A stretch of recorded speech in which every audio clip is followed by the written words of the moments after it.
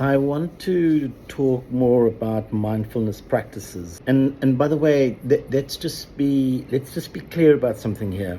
Meditation and mindfulness practice is not necessary where you have to be sitting on the ground or on a mat with your little gong, your little Buddha, your little incense, your water running down some sweet little Chinese artificial waterfall. The idea of mindfulness and meditation, or the meditative experience, and I've said this before, is based on what it really means to be present. The idea of being absolutely intentional in relation to everything that you do is what is fundamental here.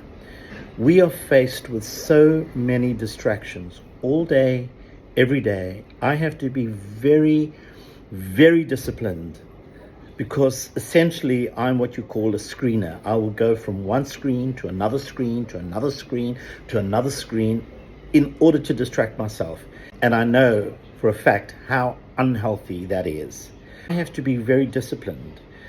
And what I mean by being disciplined, I have to keep it in my attention how and when I distract myself.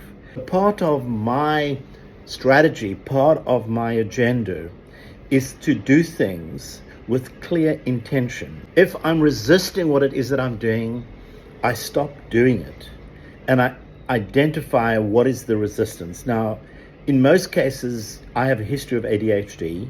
Some of you will probably also have a history of ADHD, which means that your capacity to concentrate on one thing for long periods of time is not possible. I can do this when I'm making a painting, when I'm doing a photograph, when I'm doing a ceramic sculpture, when I'm doing a sculpture. I can do it because it requires a lot of attention and a lot of focus. But when it's small things like simply cleaning my apartment, washing my dishes, cooking my food, that is just irritable and frustrating. So I have to have a very clear intent that I'm going to turn it into something that I can enjoy. The challenge that you have, folks, is to identify when you distract yourself, why you distract yourself, what do you get out of distracting yourself. Usually we distract ourselves from discomfort. What I mean by discomfort, I'm talking about anything that is uncomfortable to do, whether it's physical, emotional, intellectual, etc. It does involve intention and discipline to get present, really present in your life. There was a situation I found myself in, and with one of my clients, of course, and what came out of that conversation when I said to him is, how present are you in your life? And he said to me, well, what do you mean by being present? And of course, what an honest, vulnerable, and open question that is. What does it mean to be present?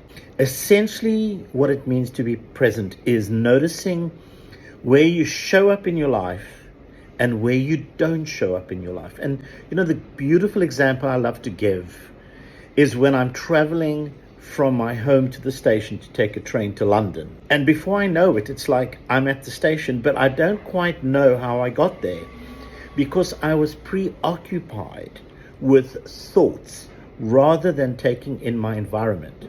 What I did on an ongoing basis is to classically avoid taking in my environment, and yet my environment shapes fundamentally who I am. If I resist my environment, if I resist the space that I inhabit, that means I'm not present.